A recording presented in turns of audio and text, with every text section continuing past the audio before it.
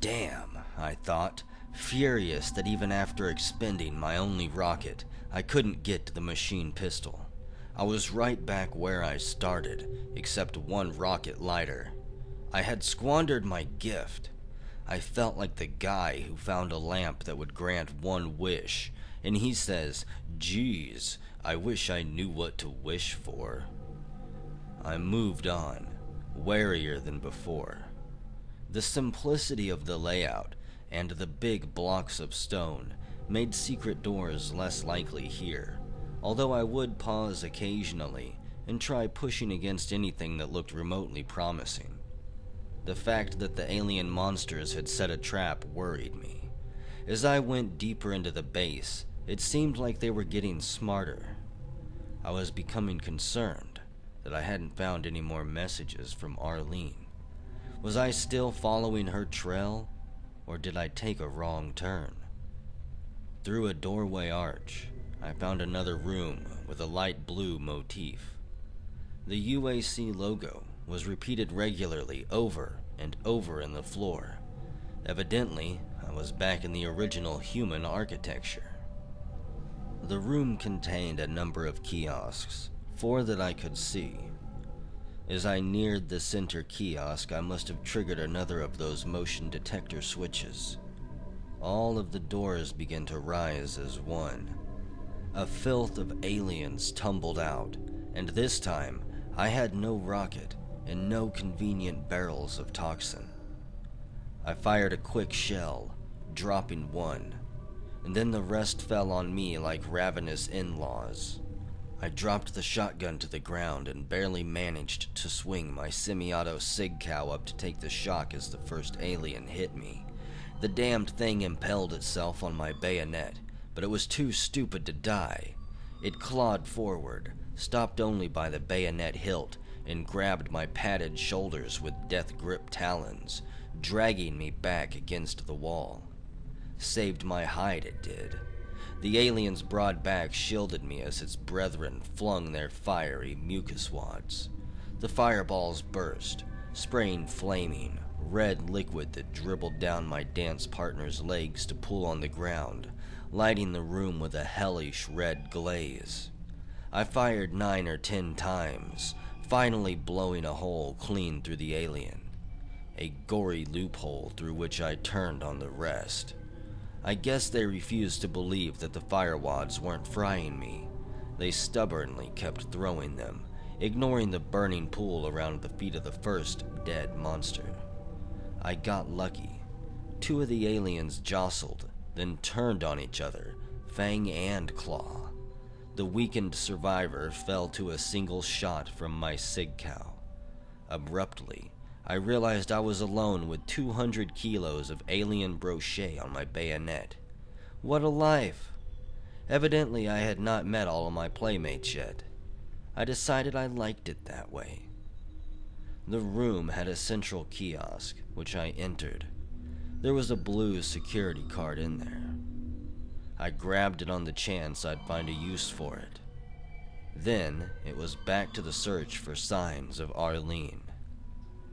Edging up to a shallow set of steps, I finally found Arlene's next AS and arrow. Grinning, I followed her trail through a room stuffed with computers. Most of these centers had the same basic floor plan, but I was absolutely 100% unprepared to encounter a freaking swastika. Some sick joker had arranged 8 Cray 9000s to form the crooked cross that a certain Austrian corporal had appropriated in the middle of the last century. Maybe it was a coincidence, but I doubt it. This was all getting a little too weird for me. The river Styx, zombies, demons, flaming skulls. What kind of intelligence was behind this? Whatever it meant, I decided not to think about it. I could easily have gone through the computer room without noticing, but an undamaged map to the section made it impossible to ignore the swastika floor plan. My adventure with the kiosk had been dead center in the largest circle. Above it, and slightly to the left, was the swastika of the computer room. Walking through, one might figure it out. At certain angles, one couldn't help but recognize that the blood-red design of the floor had a certain association. The map was like a slap in the face. It barely bothered me when I triggered another of those damned motion detectors. They were becoming routine by now. Of course, there was always some element of surprise.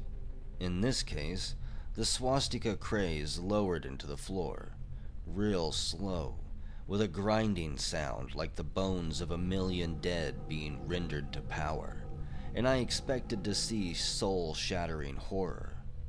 Instead, I won another jackpot. I'd just found 2 boxes of rockets, 5 to a box, and I found a yellow security card with a note that if I were trying to find the card where it was supposed to be, north of the maze at the northwest corner of the installation. Maze. Talk about feeling like a trapped rat. Well, I wouldn't find it there because it was here instead. Safe and sound with the rockets. The note was signed A.S. Man, I was going to have a lot of questions for that girl when I found her. It was hard enough staying alive without going to a lot of trouble for a hypothetical fellow soldier, who, on a wild off chance, might still be breathing, and putting one foot in front of the other. She had performed incredible feats here. As Arlene found supplies along the way, everything from weapons and ammo to these ugly key cards, she took only what she could carry, and stowed the rest where a thinking man might find it. Anyway, the least I could do under the circumstances was load the battery-sized rockets into my pack, aside from the 2 I loaded into the launcher, pocket the yellow card next to the blue one, and blow this horror show. I ran into one minor obstacle along the way. I should say I avoided it. I was just about to barge through a flimsy, narrow door, en route to the exit from command control, following Arlene's latest arrow, when I heard the horrible pig sound, to which I'd taken an instant hatred. This time, it was accompanied by heavy footfalls, suggesting tons of flesh, waddling ponderously in the artificial gravity of the base. These pig noises were sloppier, wetter, deeper than before. Part of me wanted to kick in that door and face the creature. Part of me had had enough. I had rockets. From the sound, this pig thing was made of flesh and blood. Plenty of both to spare. The rational part of me said I'd probably find out sooner rather than later whether I could kill this new monster or not. Why race it to the grave? While I was having this debate with myself, the pig thing thumped on past the door. I waited a few more breathless minutes, then opened the door a crack and listened. Nothing. But the instant my book crossed the threshold, I heard a warning grunt from my right, down the black dark hallway, followed by a heavy, meaty tread accelerating toward me like a main battle tank. I could barely make out a bulky shape shambling out of the night to starboard, but directly in front of my nose was a heavy armored door, a pressure hatch rimmed with blue lights. I bolted across the corridor, jamming my hand in the pocket and fishing out both key cards. The first one I tried turned out to be yellow. The door buzzed angrily, and I began to smell the rotten stench of corruption that comes from animals that chow down on decayed carrion. Swallowing panic, I yanked out the yellow and inserted the blue. The door chimed and ponderously rolled up. I darted through, unslung my scattergun, and waited, shaking, for the thing without a name. The heavy security door rolled shut, mocking me with its lethargy. Fortune loved me this time, slow as the door was. The nightmare was just that much slower. The door shut, and the frustrated pig thing beat on the heavy metal and howled its rage and hunger. And still, I hadn't seen even one of the things in the light. Knees weak, I followed a trail of 3 marks and 3 arrows to the next door, which wanted the yellow card. Surprisingly enough. This door led to a lift that wasn't working, naturally, but the open shaft had guide cables along the sides, and that was good enough for the human fly. I slid down almost 50 meters before finding another open lift door. I swung through the hatch and saw the level schematic on the wall. Welcome to Phobos Laboratories. 5 minutes in the Phobos lab convinced me that command control hadn't been all that bad. It didn't escape me that every time I went to a new center, it was a level farther down than the previous one. Living conditions were not improving, not by a long shot. However, none of that really mattered. If Arlene had come this way, then so would I. I had to find her. I had to find any other human survivors. All of this made a lot of sense to me intellectually. Emotionally, I was willing to jettison honor, duty, and loyalty, and run like a thief as I contemplated my first real swim in the toxic goo. Semper Fi, Mac. I'd talked myself into wading through the toxin way up above, and the protective boots that were part of the armor sizzled like bacon on the griddle.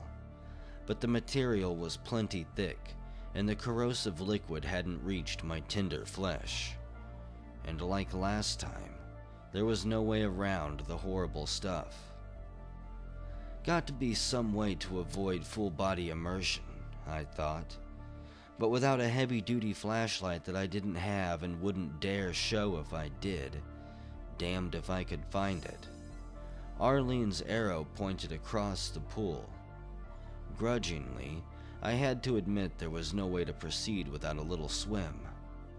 I was damned glad for the edge that blue-faced sphere had given me when it exploded all over me, making me feel healthier than I have in years. If I ever needed that edge, it was now. I took a deep breath. Then I took a few more. Man, I did not want to do this, but it was the only way to get past a wall that blocked me from going any farther along the trail Arlene blazed. I had to go under the damned thing. Thinking of how much I hated monsters from beyond the stars, I splashed down. Only one advantage over before. This time, I was prepared for the freezing pain, so it wasn't quite as unexpectedly horrible. Just a throbbing ache that sapped my strength, leaving me enervated and gasping for breath. One way or the other, the swim wasn't going to last very long. The toxin glowed with an eerie green phosphorescence, and the light helped a little. It showed me a metallic object that I would have missed otherwise. I snagged it in passing, a small, hand-sized television thing showing a ghostly schematic. If I struggled, I could pretend the liquid was nothing but an algae-infested swimming hole I'd haunted as a kid. Yeah, I wanted to think about water instead of the thick, toxic crap I was in right now. The wall did not extend all the way to the bottom of the pool. I pinched my nose, squeezed my eyelids tight, and ducked underneath. I was starting to tremble in the icy liquid. I felt sick, like a monster flu. Then I surfaced as fast as the law of buoyancy allows, grabbing the opposite catwalk, and the swim was over. Air never tasted better, even the stinking stuff in this place. 2 or 3 breaths later, I put the breathing filter back in place. Too bad I hadn't a full environment suit with its own oxygen supply, but I'd already regretted that absence before and nothing came of it. A Marine couldn't have everything. For example, I couldn't keep the blue glow forever. I had taken it for granted, until I realized what this swim could mean. Now I felt sapped and drained. I was all set to curse my lousy luck until I realized something very important. Without that earlier boost to my system, this dunk in the sludge would have killed me. So what about Arlene? Could she have come this way? Could I have passed her body in the green murk? Had to think this through. There was no arrow immediately beyond the toxin. Maybe she found a better route. She might have a decent flashlight or light amp goggles so she could see. Or she might have had a full environment suit. Or what the hell? Maybe she had a touch of the blue medicine show. There were all kinds of ways she could have survived. But maybe she didn't. I refused to think about it. It was time to move on.